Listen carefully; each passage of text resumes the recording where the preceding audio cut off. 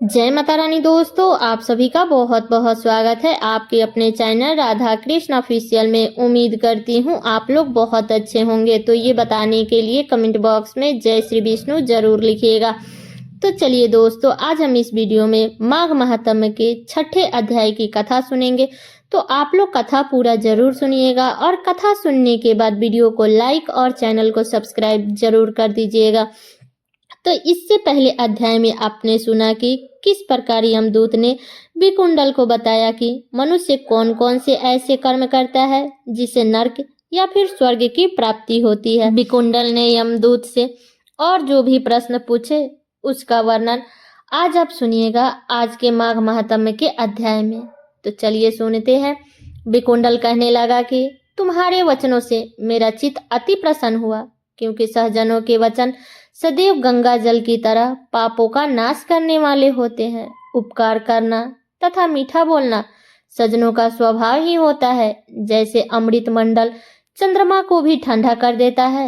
अब कृपा करके यह भी बतलाइए कि किस प्रकार मेरा भाई का नरक से उद्धार हो सकता है। अवधूत ने कुछ देर ज्ञान दृष्टि से विचार करके मित्रता रूपी राशि से बंधा हुआ बोला कि हे वैश्या, यदि तुम अपने भाई के लिए स्वर्ग की कामना करते हो तो जल्दी ही अपने 8 जन्म के पुण्य फल को उसके निमित्त अर्पण कर दो। तब विकुंडल ने कहा कि हे दूत, वह पुण्य क्या है और मैंने कौन से जन्म में और कैसे किया है, सो सब बतलाइए, फिर मैं अपना पुण्य अपने भाई को दे दूंगा। दूत कहने लगा कि हे वैश्या सुनो, मैं तुम्हारे पुण्य की सब कथा कहता हूँ। पूर्व समय में मधुवन में साल्की नाम का ऋषि था। वह बड़ा ही तपेश्वरी ब्रह्मा के सामने तेज वाला था। 9 ग्रह की तरह उसकी स्त्री रेवती के 9 पुत्र थे, जिनके नाम ध्रुव, शशि, बुध, तार, ज्योतिमान थे। इन 5 ने गृहस्थ आश्रम धारण किया था तथा निर्मोह, जित माया, ध्यान निष्ठा और गुणातंग ये चारों संन्यास ग्रहण कर वन में रहने लगे। ये शिखा सूत्र से रहित पत्थर और सोने को समान समझते थे। जो कोई अच्छा या बुरा उनको अन्न दे देता वही खा लेते थे, और कोई कैसा ही कपड़ा दे देता उसको ही पहन लेते थे। सदैव ब्राह्मण के ध्यान में लगे रहते थे। इन चारों ने व्रत, शीत, निद्रा और आहार सबको जीत लिया। बस चर अचर को विष्णु रूप समझते हुए मौन धारण करके संसार में विचरते थे। ये चारों महात्मा तुम्हारे घर आए। जब तुमने मध्याह्नाय के समय भूखे प्यासे इनको आंगन में देखा तो तुमने गदगद कंठ से आंखों में आंसू भरकर इनको नमस्कार करके इनका बड़ा आदर सत्कार किया। इनके चरणों को धोकर बड़े प्रेम से तुम इनसे कहने लगे कि आज मेरे अहोभाग्य है, आज मेरा जन्म सफल हुआ, मुझ पर भगवान प्रसन्न हुए, मैं सनाथ हुआ, मेरे माता पिता, पत्नी, पुत्र, गौ आदि सभी धन्य हैं, जो आज मैंने हरि के कृपा से आपके दर्शन किए। सो हे वैश्या, इस प्रकार तुमने श्रद्धा से उनका पूजन किया और उनका चरण धोकर जल को मस्तक से लगाया। फिर विधि पूर्वक इनका पूजन करके तुमने इन सन्यासियों को भोजन कराया। इन सन्यासियों ने भोजन करके रात को तुम्हारे घर में विश्राम किया और ब्रह्मा के ध्यान में लीन हो गए। इन सन्यासियों के सत्कार से जो पुण्य तुमको मिला है सो मैं भी कहने में असमर्थ हूँ, क्योंकि सब भूतों में प्राणी श्रेष्ठ है। प्राणियों में बुद्धि वाले, बुद्धि वाले में मनुष्य, मनुष्यों में ब्राह्मण, विद्वानों में पुण्यात्मा और पुण्यात्माओं में ब्रह्मज्ञानी सर्वश्रेष्ठ है। ऐसे ही संगीत से बड़े बड़े पाप नष्ट हो जाते हैं। यह पुण्य तुमने अपने पहले 8वें जन्म में किया था। सो यदि तुम अपने भाई को नरक से मुक्त कराना चाहते हो तो यह पुण्य दे दो।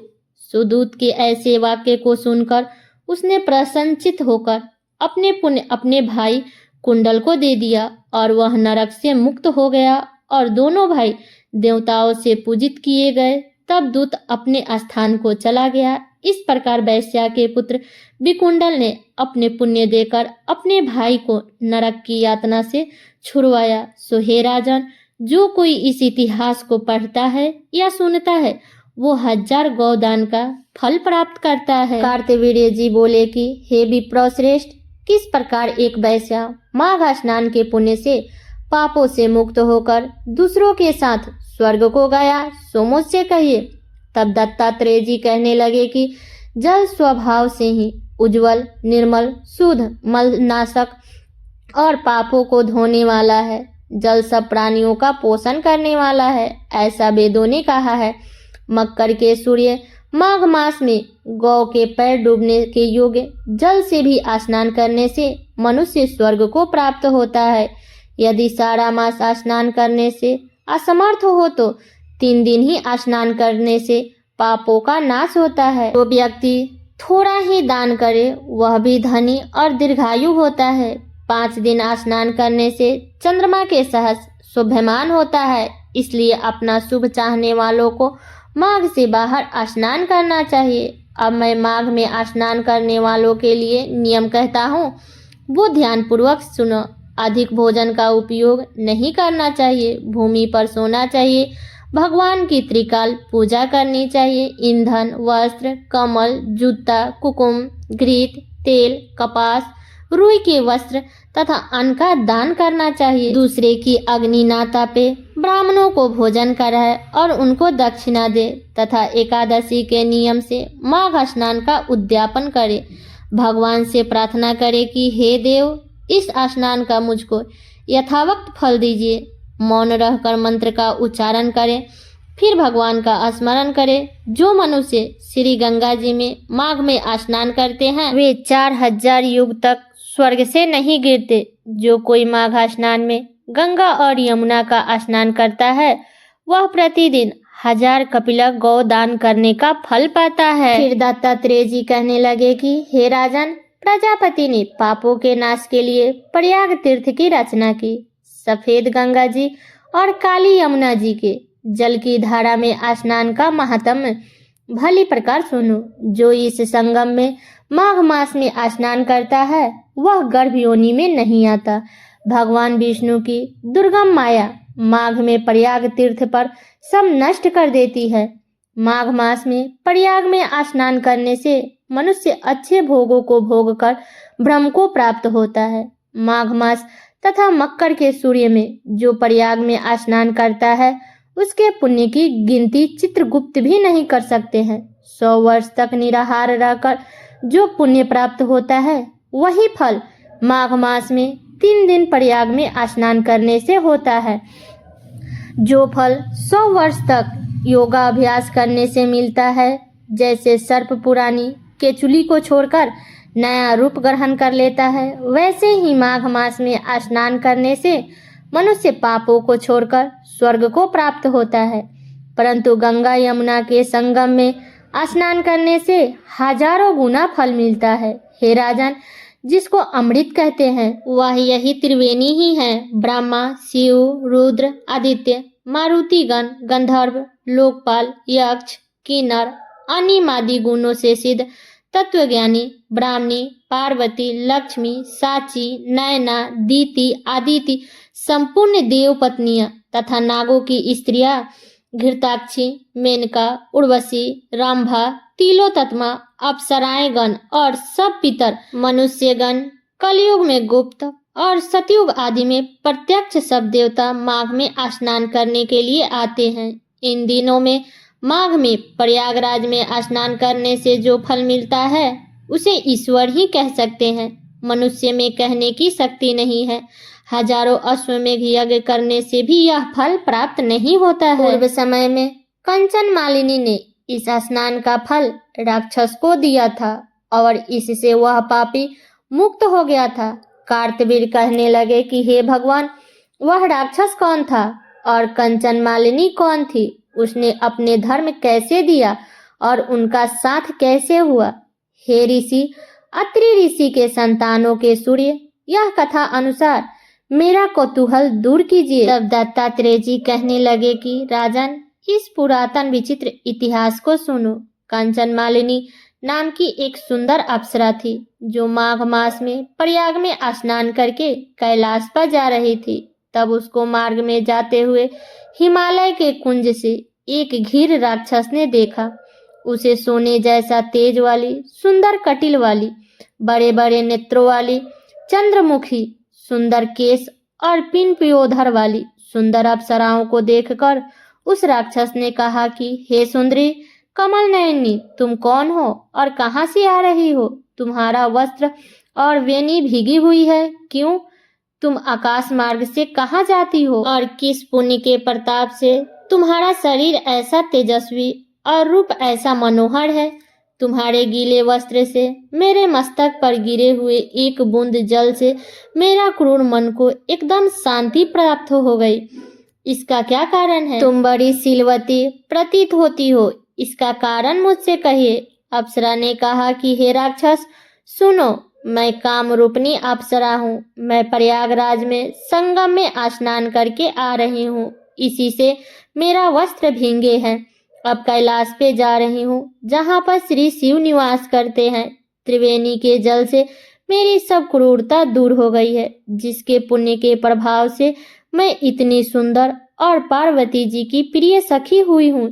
जो आश्चर्य देने वाला उदाहरण मुझसे ब्रह्मा जी ने कहा था, वो सुनो। मैं कलिंग देश के राजा की वेश्या थी, रूप लावण्य और सुंदरता में अपूर्व थी। मेरी सुंदरता पर सारा नगर मोहित होता था और मैंने अनेकों प्रकार के भोग भोगे। अनेक प्रकार के वस्त्र और आभूषण की घर में कोई कमी नहीं थी। कई कामी पुरुष आपस में स्पर्श से ही मृत्यु को प्राप्त हो गए। इस तरह उस नगर में बड़ी सुंदरता से जीवन व्यतीत हुआ और जब मैं वृद्धा अवस्था को प्राप्त हो गई, तब मेरे मन में विचार उत्पन्न हुआ कि मैंने अपने सारे जीवन पापों में ही व्यतीत कर दी। धर्म का कोई कार्य, दान, तप, यज्ञ आदि नहीं किया। शिव या दुर्गा जी की आराधना नहीं की, ना ही कभी भगवान विष्णु का पूजन किया। इस प्रकार अशांत चित्त से मैंने एक ब्राह्मण की शरण ली, जो वेदों के ज्ञाता और ब्राह्मण निष्ठ था। मैंने उनसे पूछा कि मेरा उद्धार किस प्रकार हो सकता है।